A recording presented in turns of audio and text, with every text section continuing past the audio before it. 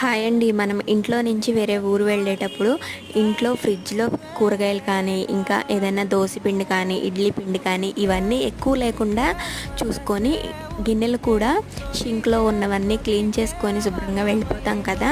అయితే నేను ఓటు వేయటానికి వెళ్ళాను అని లాస్ట్ వీడియోలో చెప్పాను కదా! ఇక రిటర్న్ వచ్చిన తర్వాత బ్రేక్‌ఫాస్ట్‌లోకి మా పాపకైతే రాగి జావా, పాలు ఇచ్చేసాను. ఇక నాకు మా వారికి ఇట్లా ఇడ్లీ పిండి కొంచెమే ఉంది. అలా అని ప్లేట్స్‌లో పెట్టే ఇడ్లీలు వేసే అంత ఎక్కువ కూడా లేదనమాట బ్యాటరు. ఇక దానికోసం ఉన్న దాంట్లో నేను ఆనియన్స్, ఇంకా పచ్చిమిర్చి కట్ చేసి ఇట్లా మినపట్టు అయితే వేసానండి. ఇది మా అమ్మ వాళ్ళ ఇంట్లో ఉన్నప్పుడు